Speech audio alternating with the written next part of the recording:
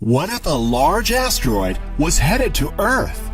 There have been many movies and stories about the end of the world, and while some of these stories about how the Earth will meet some apocalyptic fate are pure fantasy, nothing can be more real or terrifying as the threat of a killer asteroid, one that is big enough and moving fast enough that its impact on the Earth would be the end of everything as we know it.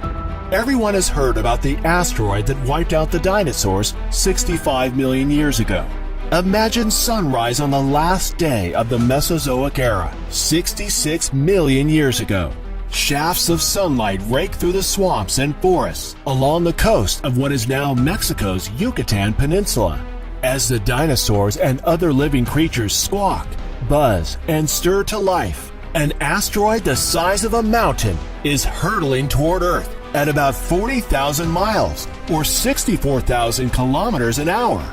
For a few fleeting moments, a fireball appears streaking through the sky. It is far bigger and brighter than the sun.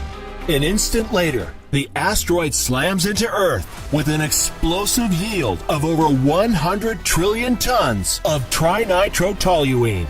Upon crashing into the planet, the impact penetrates Earth's crust to a depth of several miles and gouging a crater more than 115 miles or 185 kilometers across, while vaporizing thousands of cubic miles of rock.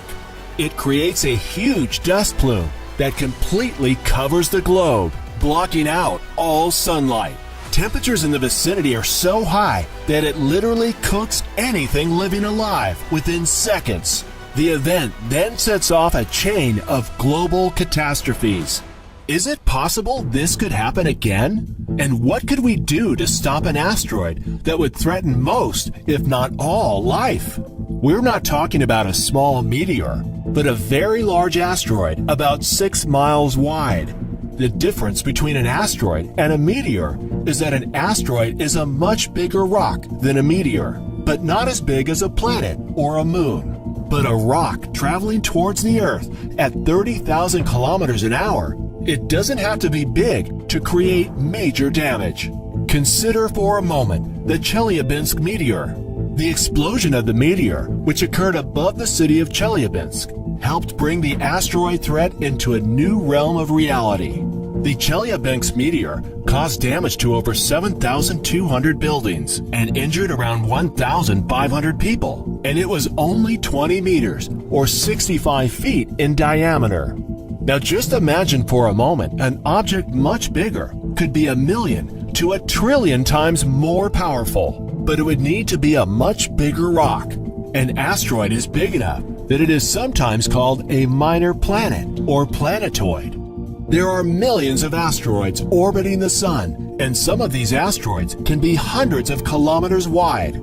The asteroid Ceres, sometimes referred to as a dwarf planet, is 940 kilometers or 584 miles wide. However, scientists estimate that an asteroid would have to be just 96 kilometers or about 60 miles wide to completely eradicate all life on our planet. We have found 90% of the 1 kilometer or larger asteroids, but it is estimated that there are tens to hundreds of thousands more out there that we cannot see, many hidden by the sun. One day we might wake up to the news that a global killer asteroid is headed our way. It is not a matter of if it will happen, but only a matter of when. In real life, asteroids and comets that could hit Earth are called NEOs, or near-Earth objects, and these objects do pose a threat to life on the planet. Unfortunately, not all of the dangers are detectable.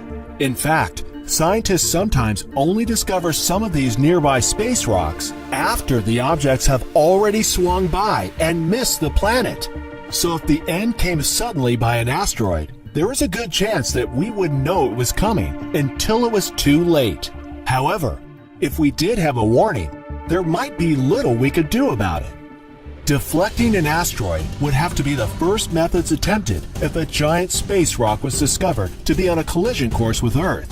There have been some interesting ideas that have been thought of that might actually work to put an asteroid off its course with the Earth. Some of you may have seen the movie Armageddon, that is about an asteroid the size of Texas that is headed towards the Earth. The idea to save mankind is to drill a deep hole and drop a nuclear weapon into the drilled hole, therefore fracturing and splitting the giant rock in two. But in order to blow up an asteroid the size of the one in the film, the bomb would have to explode with the same amount of energy as produced by the sun. This idea just wouldn't be possible. And even if you could create such a powerful weapon, it would be more dangerous than the asteroid itself. But if the universe is going to play hardball, then we should pull out our big guns as well, nuclear weapons. But we're probably not going to destroy it, as previously mentioned. The idea would be to move it off course. We also need to keep in mind that we are dealing with an object headed right towards us and traveling at very high speed. Hitting the asteroid with all of our nuclear weapons might only turn the giant space rock into a bunch of smaller rocks. Most of them might burn up in the atmosphere, while other would impact the planet's surface. It would be like cosmic buckshot, with all the debris still headed in our direction. It is possible that the nuclear blast's intense radiation could vaporize a section of the surface of the asteroid, causing it to eject surface material into space like countless tiny rockets, which might move it off course. There are other ideas to divert the asteroid using kinetic energy by bouncing a smaller object off of the asteroid to change its course. Other plans involve landing a vessel on the surface of the asteroid, digging in, and firing up some roof-mounted chemical rockets to push the near-Earth object steadily away from a cataclysmic rendezvous with the planet. To many people, gravitational tractor may sound like some made-up technology, but the premise is fairly simple. Every object in the universe exerts a gravitational pull, including asteroids and man-made spacecraft. Gravity may be one of the weakest forces in the universe, but is also the most ready to use, since all you need is a little mass. Therefore, it makes sense to unleash it against asteroids. Theoretically, all we'd have to do is navigate a hefty robot close to the asteroid and tow it away with the gentle pull of gravity. And while all these ideas sound like they might work, it may turn out that there might be nothing we can do about an asteroid impact. And if you're going to die via an asteroid, it will be the wind and shockwave that gets everyone first. If a large enough asteroid explodes in the air before hitting the Earth, the resulting shockwave could blast winds powerful enough to flatten cities. In a computer simulation, where scientists ran a computer model where they simulated the impact of 50,000 asteroids from the very tiny to 400-meter monsters all over the globe, 60% of all asteroid deaths were caused by the wind and the pressure from the impact. Giant asteroids are out there, and the sun may be hiding many more.